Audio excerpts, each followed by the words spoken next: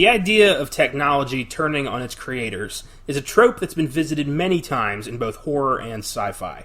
The Matrix, The Terminator, Westworld, Ex Machina, I could go on. But I don't think it's ever been portrayed in such a wacky way as it is in 1986's Maximum Overdrive, a Stephen King film written and directed by King himself, but arguably one of the worst adaptations of his work ever made. A massive bomb upon its release, Maximum Overdrive has found new life as a cult hit, and it's the subject of today's episode. I'm Connor Eyzaguirre. Austin Johnson. And you are listening to Filmgazm.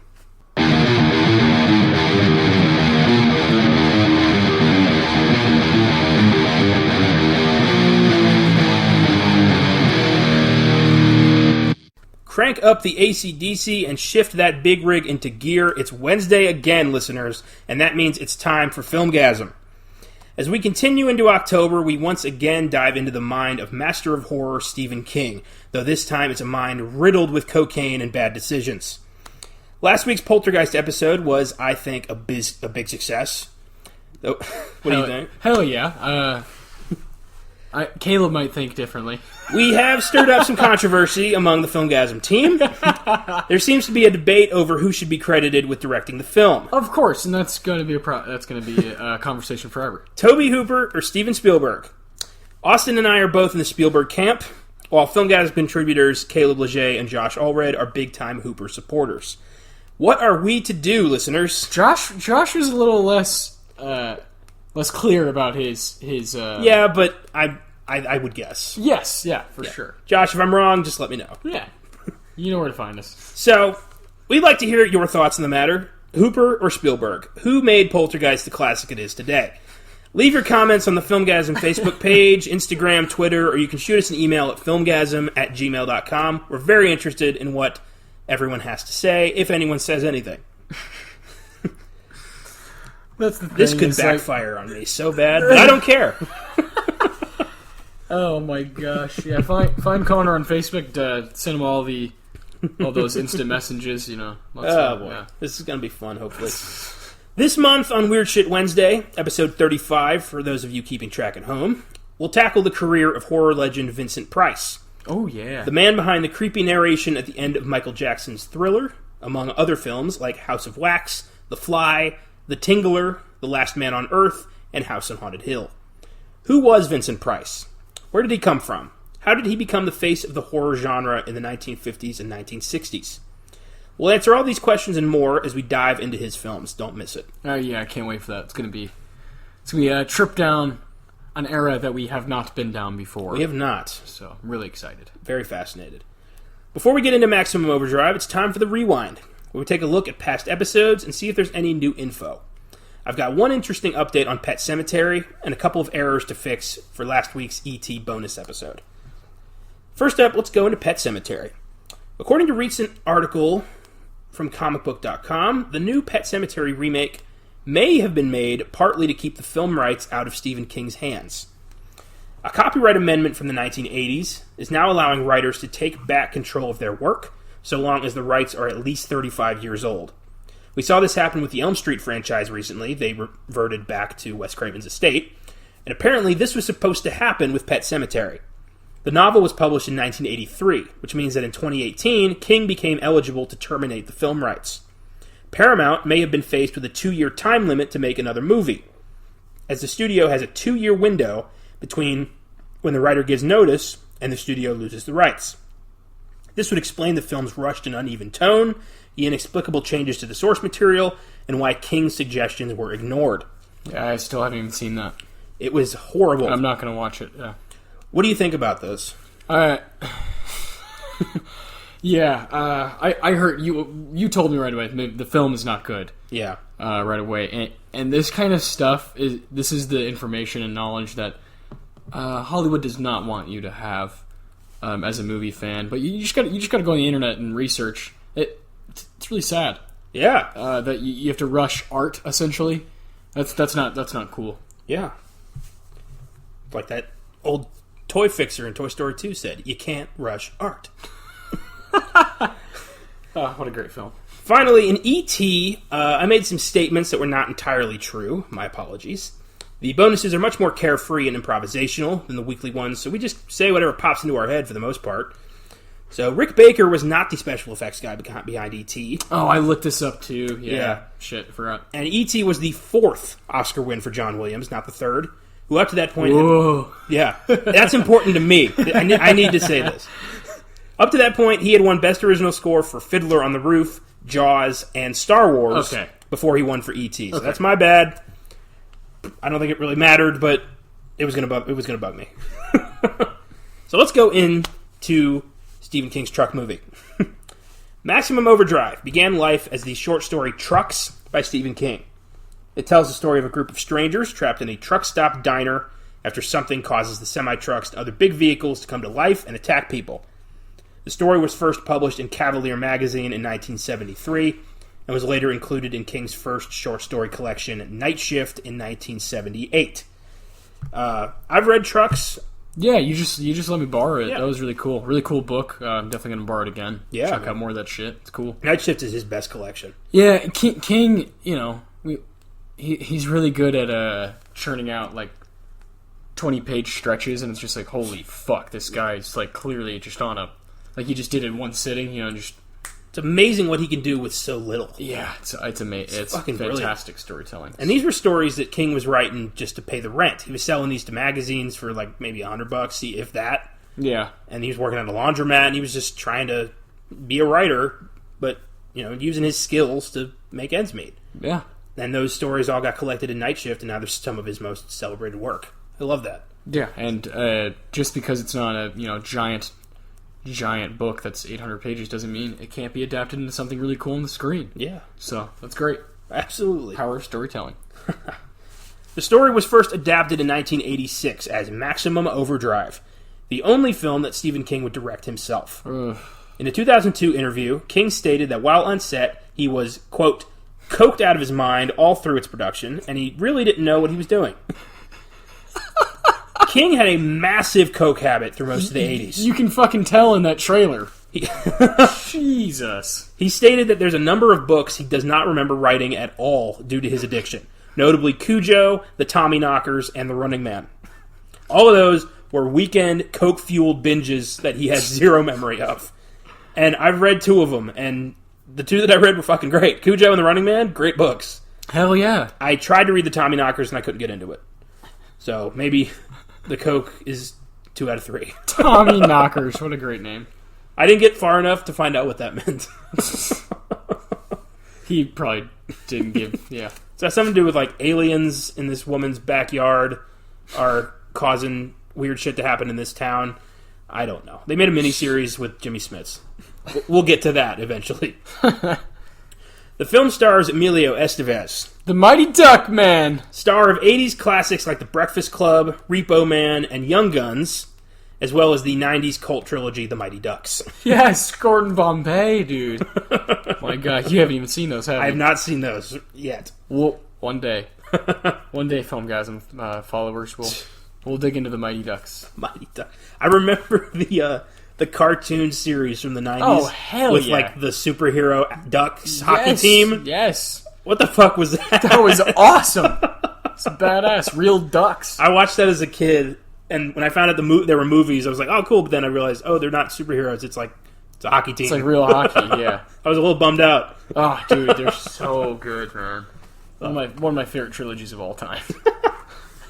In this film, Estevez plays Bill Robinson, a parolee working at a truck stop who becomes the de facto leader of the survivors there. Joining him is Pat Hingle as Hendershot, the piece of shit who owns the truck stop and calls everybody Bubba. You may remember Hingle as Commissioner Gordon in the Burton Batman films and the Schumacher Batman films. Oh, yeah. Laura Harrington plays Brett, a hitchhiker who ends up sleeping with Bill. You may remember her from such films as The Adventures of Buckaroo Banzai, The Devil's Advocate, and What's Eating Gilbert Grape. Voice actress Yeardley Smith plays Connie, a newlywed who ends up at the truck stop with her new husband Kurt, played by John Short. Yeardley Smith has one of the most recognizable voices in pop culture, as she has been the voice of Lisa Simpson on The Simpsons since 1989. My favorite Simpsons character. Lisa, really? I love Lisa. Yeah, she's just fucking smart. She's like miles ahead of everybody else in the show. I love that. She's kind of like Stewie, where just like a little bit, and Brian, I guess in Family Guy. But yeah, I like those characters. Right on. It's been a long time since I watched The Simpsons. So good. I do love it. It still stands, and it's like they predicted some stuff too that was going to happen in pop weird. culture. It's really, really amazing. Well, you do 800 episodes. Eventually, you're going to start overlapping. They're going to hit, yeah. Fun fact: Maximum Overdrive is one of the earliest films of Giancarlo Esposito, who plays the young man who's electrocuted by the arcade. Esposito became a TV icon with his performance as meth kingpin Gustavo Fring on AMC's Breaking Bad and Better Call Saul. Two of our fucking favorite shows ever. And one of our favorite characters, too. Yes. My God, Gustavo is the man. One of the best villains in pop culture history. One of the smartest villains. Mm-hmm. Yeah, oh yeah. Thought of everything. Until season 4. And Breaking Bad fans can look forward to our inevitable bonus on El Camino, a Breaking Bad movie coming out this Friday. Yeah, we'll save our thoughts on all of that. Yeah. for that because it's going to be that's going to be a hell of an episode. It's going to be a hefty one. Oh yeah. So Maximum Overdrive was a huge bomb. Really? And it was critically panned across the board. It grossed only $7 million on a $10 million budget. It has an IMDb score of 5.5 and a Rotten Tomatoes score of 17%. Oh. It was nominated for 2 Razzie Awards for Worst Director and Worst Actor for Emilio Estevez. And the Razzies are the Oscars for bad movies. Yeah, those are tough. Yeah. Because, The Shining was up for... I still can't believe that. Those are weird. Yeah, you never know what's going to catch on later. Yeah. But one thing that cannot be knocked down is this film's soundtrack by legendary Australian rock band AC/DC. Oh, the best part of the film. Oh my god. So awesome. I had this CD way before I even knew about this movie. AC/DC's 1986 album Who Made Who was the official soundtrack to Maximum Overdrive. At the time, AC/DC never licensed their music for movies, and they only agreed to do it for Stephen King after they met him, and he belted out a rendition of their song Ain't No Fun Waiting Around to Be a Millionaire off the Dirty Deeds album. They agreed to do the soundtrack because they could tell King was a massive fan of their music. The album is 9 songs long, contains several new compositions, including the instrumental tracks DT and Chase the Ace, as well as the title track Who Made Who, which we will play a snippet of at the end of this podcast. Oh yeah. The remaining songs were taken from other albums: Hell's Bells and You Shook Me All Night Long from Back in Black, Sink the Pink and Shake Your Foundations from Fly on the Wall, For Those About to Rock We Salute You from the album of the same name, and Ride On from Dirty Deeds Done Dirt Cheap, the only song on the album from the Bon Scott era. Whew. Who Made Who, the song, was their biggest single in years, reaching number 16 on the UK charts and number 33 on the US charts. The album has sold 5 million copies in the US. Are you a fan of AC/DC? Fuck yes, I am. They're my all-time favorite band. First concert I ever went to when I was 13, Black Ice Tour at the Verizon Center in Washington, D.C. Blew my fucking mind. Changed my life. Yeah, I'm a fan. Yeah. Oh, so cool. I've got every one of their CDs. I've got a few of their stuff on vinyl. I'm a massive fan. Yeah. Yeah. I could tell. That's amazing. I went into more detail on that than I did about the movie. Well, it's my favorite part of the movie. Yeah, I love AC/DC as well. I don't think I share the same obsession. Well, most but people don't. We all have our, we all got our band. Yeah, or we both have a few, I think. But oh yeah, but AC/DC will always be on top for me. They reign supreme. Yeah, that's yeah, for me, mine would be like Iron Maiden. That's the first band I got to see as well. So I think that's a big part of it. Yeah, man. When you see someone live, you're like, oh my god. Yeah. It just changes you when you're like a kid, Yeah. I didn't know music could be that fucking amazing. Oh, no. Well, it's so loud, yeah. the sheer sound, the power of the sound blows you away when you're, how old were you? 13. Yeah, I was 14 when I saw Iron Maiden, yeah. So it sweeps you off your feet. A few years ago, for Christmas, my mom tracked down the original concert poster from that tour. Oh, that's really cool. Got it for me. It's hanging up over there. Oh, man. How about that? Yeah. Ladies and gents. Amazing. So, let's get into the story of Maximum Overdrive, the movie that prove to everyone the only person who really shouldn't be allowed to direct Stephen King's work is Stephen King. Yeah. Yeah. So, we begin with some narration saying that Earth is going to be in the tail of a comet for about 8 days, and anything could happen. For 8 days. And what happens is machines across the world start coming to life and attacking people. It begins with an ATM calling a customer an asshole. And that customer is Stephen King. Classic. Hey, that machine just called me an asshole. It's ridiculous. Asshole. I love the bank thing just says fuck you. Yeah. So cool. Does that really explain why the machines got turned into assholes? You know, homicidal assholes. But, you know, who cares? It's fun. Oh, man. So, a bridge raises, causing all the vehicles on the bridge to fall in the river or start crashing around. There's an AC/DC van in there. Yep. And chaos starts, erupting across the entire world as machines come to life. Cue credits with Who Made Who, blowing us away. Hell yeah, dude. Lots of awesome shots as well of trucks driving on highways. And it's great. There's a lot of instrumental tracks that didn't make it onto the album that have yet to be released. That are only available to be heard in the movie. Yeah, when you're actually watching. Which sucks, is that guitar is flawless. I want that music. Yeah, it's fantastic. Angus. But, so our focus is a roadside truck stop outside Wilmington, North Carolina. And one of the employees, Duncan, is blinded by gas spraying out into his eyes, which actually happened to me when I was a kid. That Really? fucking hurt. What the hell? I was about 8 or 9 years old, and I pumped the gas for my dad. I didn't know what to do, so I just held onto the thing, and gas exploded out and blinded me for a bit. I had to go to the hospital and get my eyes flushed out. I thought my eyes were melting. It was the worst pain I've ever felt in my life. Jesus. Yeah. So, that reminded me of that in my life, which was nice. Not a fun time, huh? No, it was not. A waitress gets her arm almost sliced off by an electric knife, and that was grisly. And of course, the arcade in the back room electrocutes a guy. Yeah. Awesome.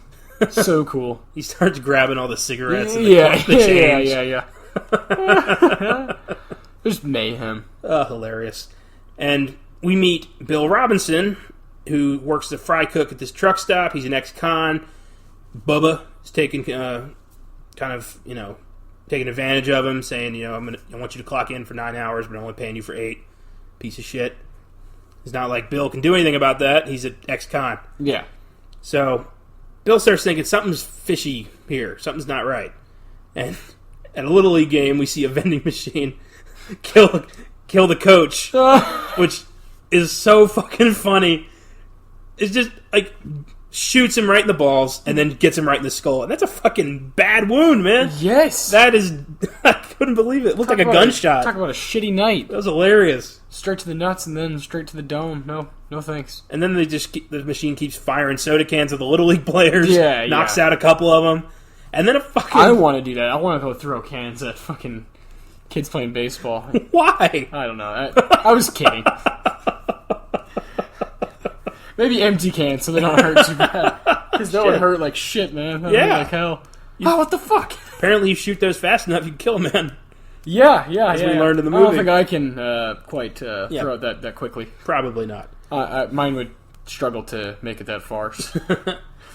Well, oh, man. Then we get a goddamn steamroller comes out of nowhere and runs over a child.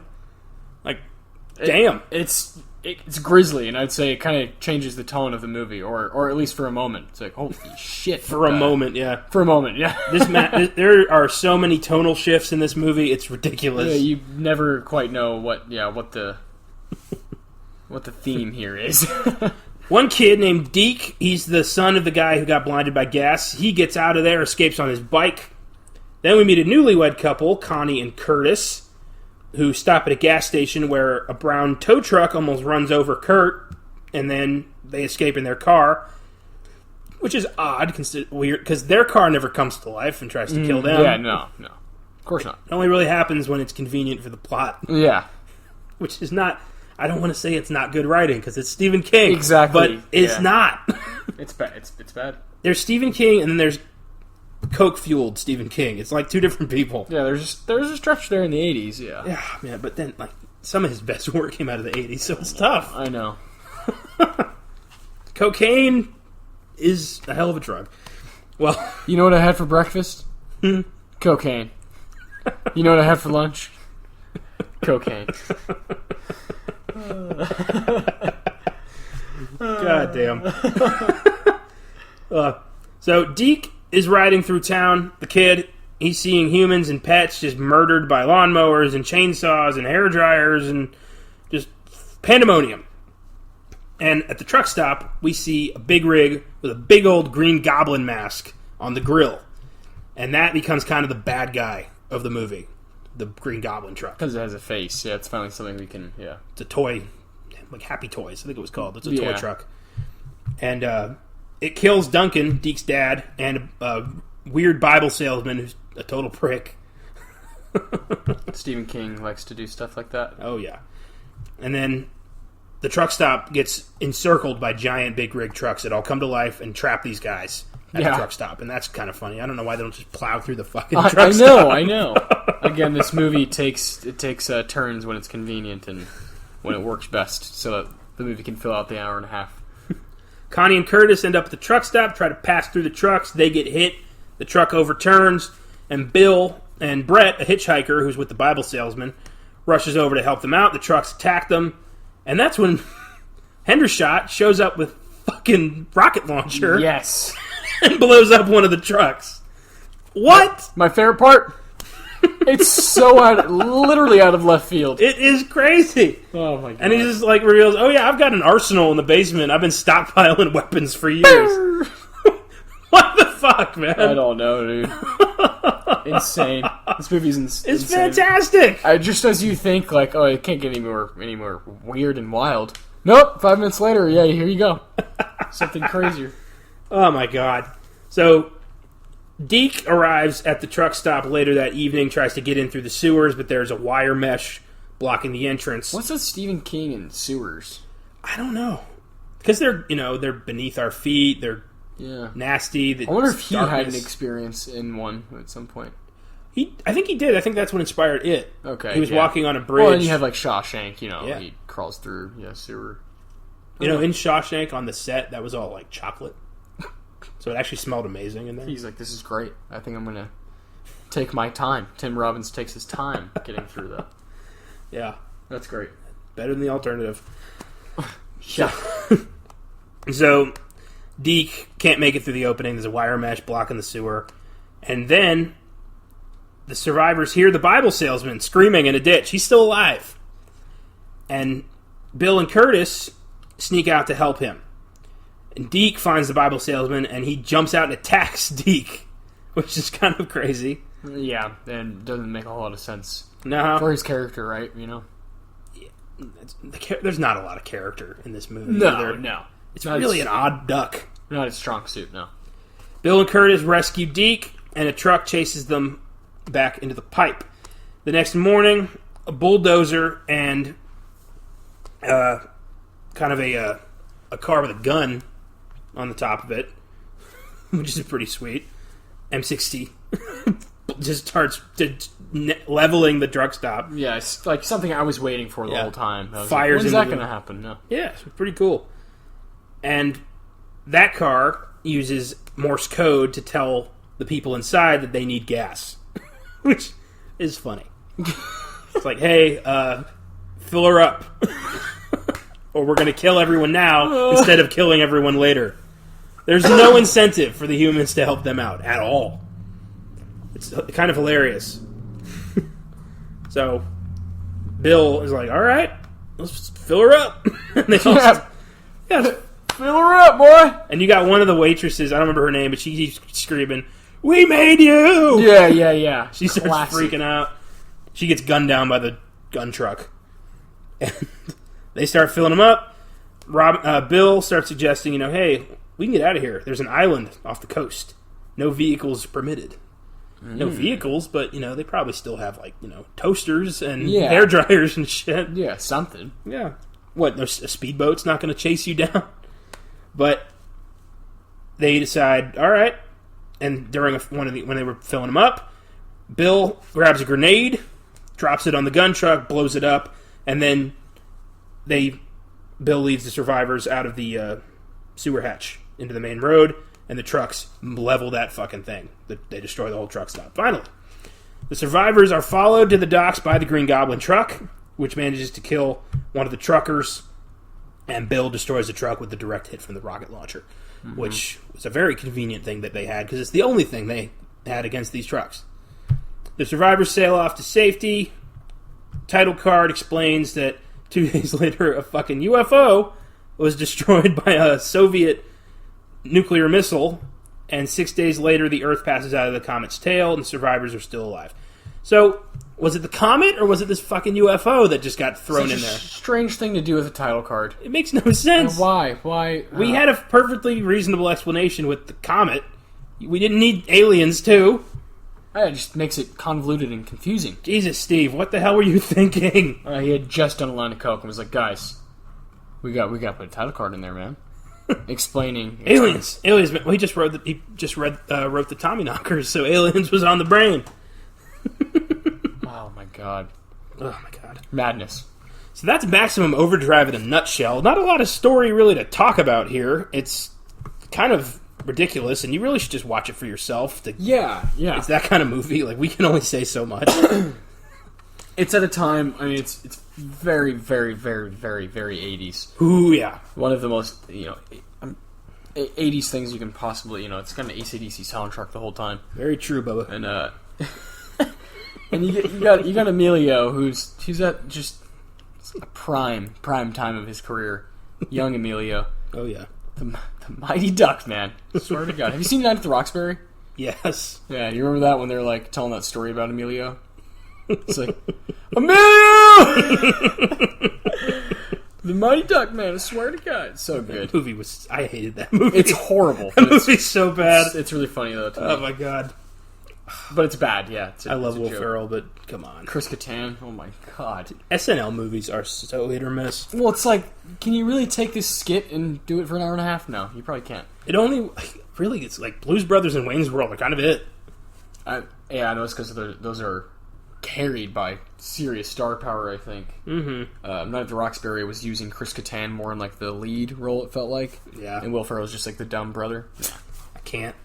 No thanks. Anyway, Overdrive comes, in the 80s, and it's just a really cool thing to watch because you feel like it's a part of that pop culture, the 80s pop culture, and it's got a lot of things in it.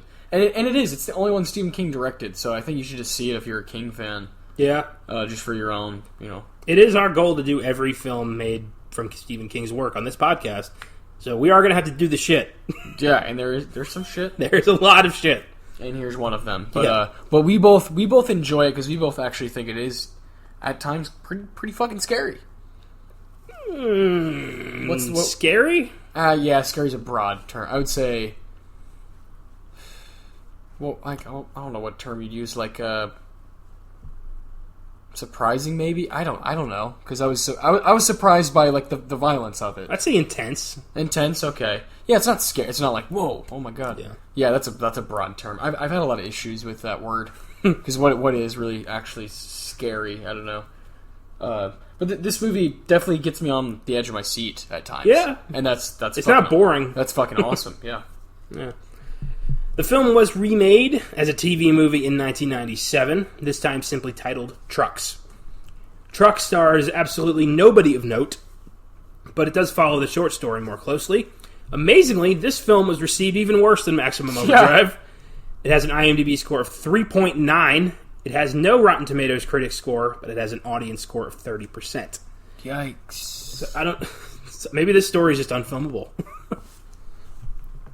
Before we finish up here, Filmgazm contributor Caleb Leger gave us his thoughts on the film. Let's take a look at what Caleb thinks of this cult classic. Stephen King is a fantastic writer. There's a reason he is considered a master of horror. He has written some of horror literature's most iconic works, and some have been turned into iconic films of horror cinema. At the height of his fame in the 80s, and also cocaine addiction, King decided he wanted to write and direct his own movie. That's where Maximum Overdrive comes in. The only movie King would ever write and direct. While not exactly great, I can't deny that I enjoyed this movie a whole lot more upon rewatch and can't deny its amazing amount of fun. Stephen King novels are well known for nail-biting terror and great character development. He spends pages getting into the mindset of the main characters before going into horrific detail about the terror happening to them. You're probably thinking this would translate to his first and only movie, but it doesn't. Like at all. The terror just isn't there. Not when kids are killed by flying soda cans. Not when a character is brutally run over. Not even when the hysterical female character is gunned down. But there has to be some character development, right? Also, no. I honestly couldn't tell you any of the characters' names or motivations. Now, why do I still find this an enjoyment to watch? Two things. AC/DC and fun. Stephen King is a massive fan of the legendary rock band, and it is a constant joy to hear their music throughout the film.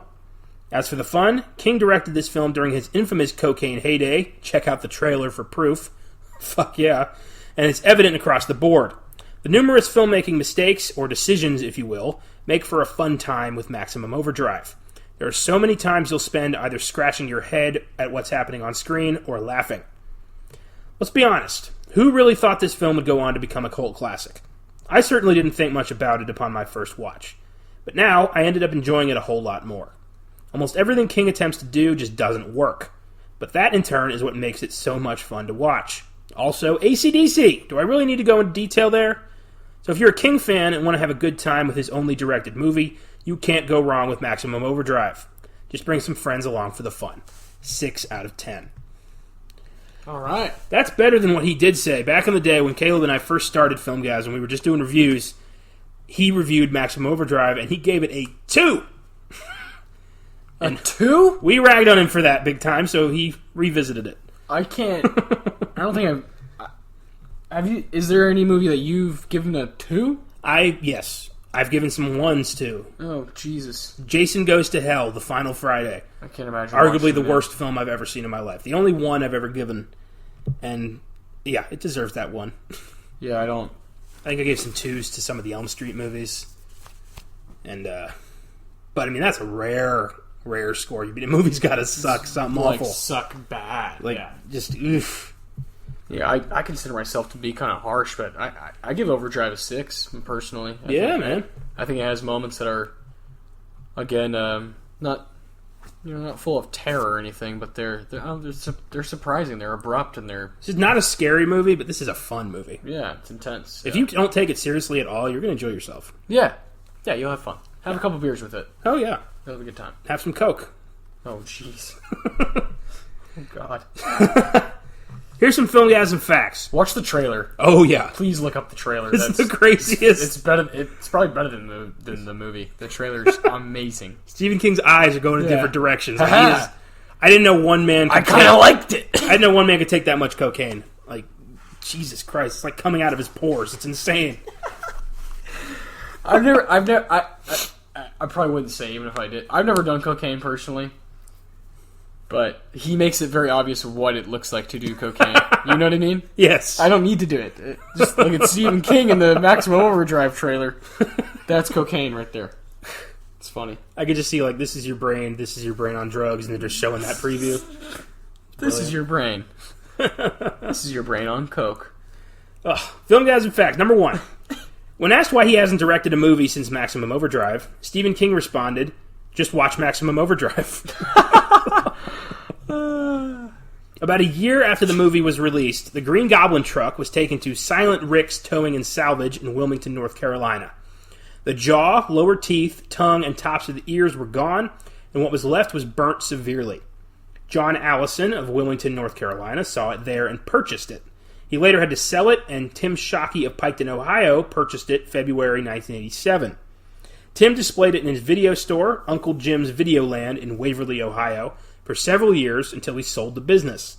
He moved it to his backyard for about 20 years. It was then moved into his garage, and he started restoring it in 2011.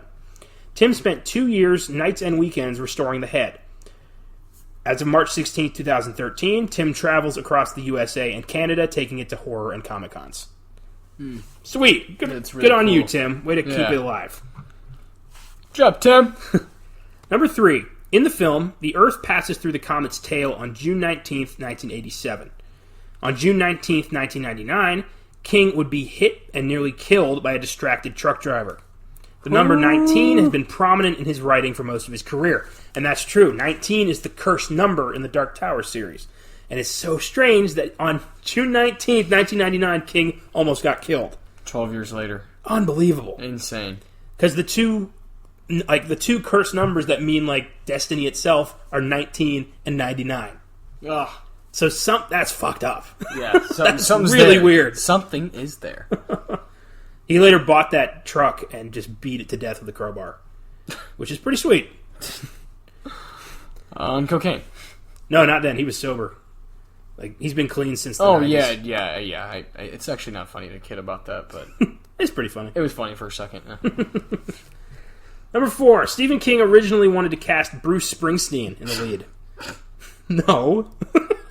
The boss ain't doing that shit. Dream, baby, dream. I wonder if he would have also done the soundtrack. Get a twofer there. That would have changed the movie completely. Oh my god. Number 5. The logo on the side of the Green Goblin truck reads, "Here comes another load of joy." And I needed to let that be known, because that brought a really strange image to my head. And Yeah. So, What the hell? I don't need to see the Green Goblin bringing me another load of joy. Here's my load of joy. God. What the fuck? Number 6. Oh, and Caleb might like this one. It's been long rumored that George Romero actually ghost-directed a large portion of the film while King was seeking treatment for his cocaine addiction. Many fans of Romero's work have noted that this film features many of his distinct camera angles and editing choices. Huh. While King has never admitted this up front, he has mentioned that Romero was constantly on set, and King would frequently ask him for advice about directing. And that's all for Maximum Overdrive. Ridiculous film that's a lot of fun, and I give it a 7. Nice. I like that. You're pushing it up. It passes for you. It passes. I liked it. I will watch this again. I will one day. It might be 10 years from now. One day. I'm not splurging on like the special edition Blu-ray, but if it's on, I'll watch it. Well, yeah, and if I see it at some store for $4, yeah, I'm gonna snag it. That's a reasonable amount of money to pay for this. And the cover, I would like to point out the DVD cover. Yeah, has Stephen King peering through. It's really creepy, and that's one reason I would love to own it. Just because it's a little. It's a piece of Stephen King history. Yes, it's the only film he directed. So we kind of like that guy around here. So oh yeah, fun stuff. Definitely check it out if you have some time. I recently started reading his new novel, The Institute. Oh, nice. Interesting, very cool. It's kind of a combo between Firestarter and It. I like that. So far so good. I'm into it. That's cool. So tell us about this week's bonus episode, Austin. This week's bonus episode, we're going to be traveling westward to talk about Young Guns. Which, the reason I chose this one, it correlates with Emilio Estevez is also in it. Not just him, but, you got Charlie Sheen, Kiefer Sutherland, who else? Lou Diamond Phillips. Yeah, some 80s legends. So Dermot Mulroney. Yeah, it's going to be a lot of fun to talk about that one. Really fun flick. Yeah, I think it was your first time seeing it. It was. I watched it last night, and yeah, it's going to be fun to talk about. We'll definitely be getting that out to you on Friday, right? Absolutely. Awesome. Friday. So let's take a look at what happened this week in film. First up, a couple sad ones. Actress Diane Carroll has died at 84 from cancer. She was known for her role as Julia Baker on the TV show Julia that ran from 1968 to 1971. And she was nominated for an Oscar for her role in 1974's Claudine. Also, comedian Rip Taylor died at 85 of undisclosed reasons. Taylor was a zany comic known for his wackiness on stage and his countless appearances in TV shows from the 60s all the way to the 2000s. He was a constant judge on The Gong Show. He made appearances throughout a shit ton of sketch comedies in the 60s, 70s. And yeah, he was beloved in the comedy world.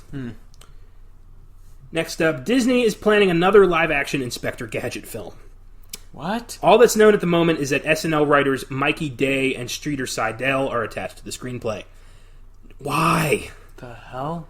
We don't need another Inspector Gadget. Jesus Christ. All right, I'm gonna admit I was a big fan of the Matthew Broderick film as a kid. As a kid, yeah, me too. I bought it A couple years ago, I watched it again, and I couldn't fucking believe it. I was like, this is so bad. Yeah. What the fuck? Dude. Oh, Inspector yikes. Gadget. So, looking forward to seeing that bomb. Yeah, no thanks. We don't need it. We don't need it. Does anybody really want it? I'm good, yeah. Next up, Sam Raimi has confirmed that he and Bruce Campbell are indeed discussing Evil Dead 4. Now that, however... Yeah. Campbell is attached as producer, and he will regrettably not be starring in it, as Campbell is, quote, tired of Raimi throwing blood at him. Which I get, the dude's hiking up there. Raimi definitively said, quote, there's more Evil Dead coming. So that's pretty cool. I don't know if it's going to be a sequel to the Ash world or the Fede Alvarez sequel, but we are getting more Evil Dead. That's what's important. Yes, very excited. Mm-hmm. I watched all 3 seasons of Ash vs. Evil Dead. I was a committed fan of that, and I will watch anything Bruce Campbell is in or involved in. He's incredible. Yeah. Next up, he's always staring right at us. That's right. We got our own kind of mini shrine in here from the time where I won San Antonio's Last Fan Standing and got to shake Bruce Campbell's hand, got to impress him with my trivia, got to win over an entire auditorium full of nerds. It was the best night of my life. So much fun. Fantastic. So. Love you, Bruce. Yeah. Filmgazm loves Bruce Campbell. Absolutely. That's for sure. The trailer for Richard Jewell was released. Directed by Clint Eastwood and starring Sam Rockwell, Kathy Bates, John Hamm, Olivia Wilde, and Paul Walter Hauser as the titular character Richard Jewell. It's the true story of the 1996 Atlanta Olympics bombing and the man who was wrongly scapegoated as the perpetrator by the media. I think it looks fantastic. Oh, yes. Clint Eastwood continues to fucking shock me, and I'm not too big of a fan of him in his political beliefs. No. But as a filmmaker, this guy still has some chops. It's amazing, too. Like The Mule from last year, awesome flick. I'm very much looking forward to this because I think this is like you and I have talked about. We love true stories. Yeah. But this is something that's very specific, it's very focused, and you can hone in on something that happened not that long ago, And I knew nothing about this story. Yeah, it's so cool. I've been looking it up, and I can't fucking believe it. And I love the formula of let's put a bunch of talent on the screen and have our main character be this guy that some people know. Yeah. He was in BlacKkKlansman and I, Tonya, and he's, to me, a wonderful performer. I totally believe everything. And each character he's done so far, I believe it 100%. I'm like, this guy's in, He's a character. I cannot wait for that. I think if you surround a guy like that with a bunch of talent, the film's destined to be really good, I think I'm very much looking forward to that. Sweet. I can't wait. Me too. Next up, Disney has announced that the MCU in its current entirety will soon be available as a gigantic box set containing every film from Iron Man to Spider-Man Far From Home. The price, $550. What the fuck? What do you think about that? I can't afford that. That doesn't add up.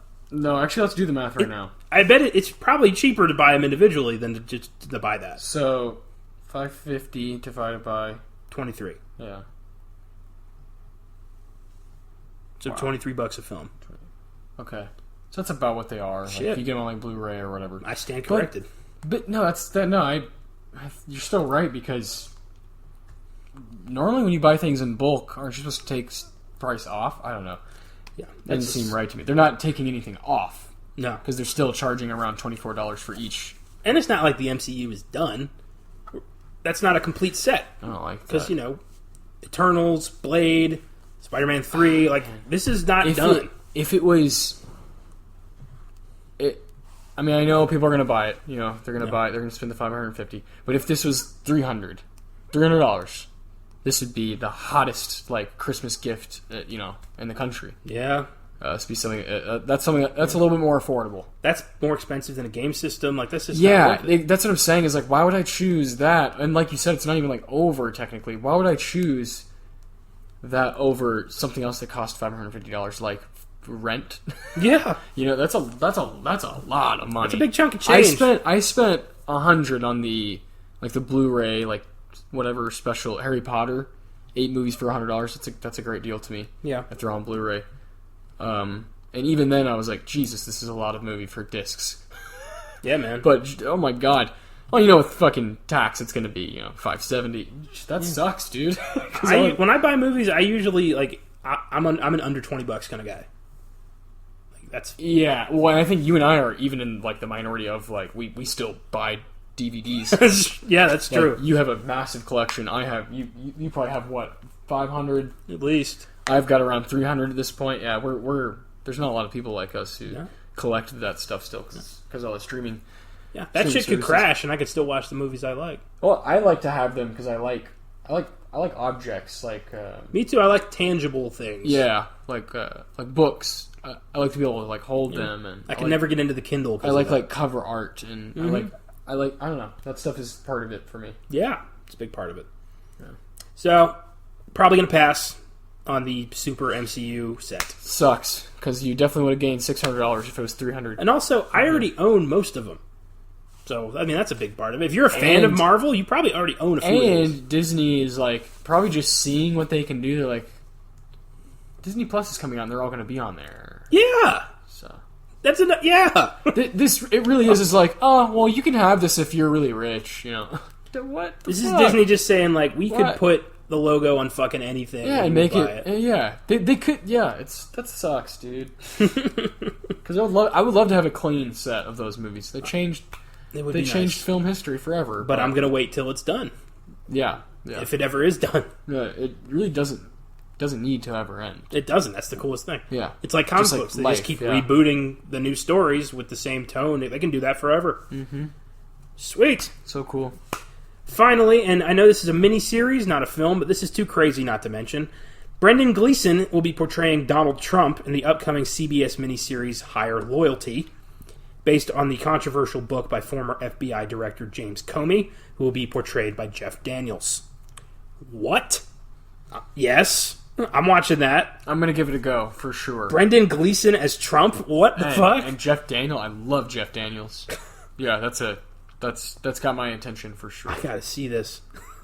How is he gonna play Trump? Like, is he gonna play him as a buffoon? He's gonna look a lot like him. This is gonna be weird. It's gonna be good, I think. I wish it was like a HBO like special or something, But, me too. But we'll see. You can't win them all. No, can't always buy everything. Yeah. That's all for today, listeners. Thanks for tuning in to episode 32. As always, if you enjoyed the show or if you fucking hated it, feel free to review the show on iTunes or throw us some comments or suggestions via Facebook, Twitter, Instagram, YouTube, or email. Next week, it's time to really get into the Halloween spirit with an anthology film based around Halloween night, in which the demon Sam Hain brings the wrath of Halloween and weaves together 5 tales of interconnected terror in 2007's Trick or Treat. We'll talk about the film, and we'll use this opportunity to dig a little bit into the story of Halloween itself. Where did the holidays start? Where did these traditions begin? Let's find out next week on Filmgazm. Oh, yeah. Remember to not take technology for granted, and always give big rigs a little extra space on the highway. You never know when it might come to life and try to take your ass down.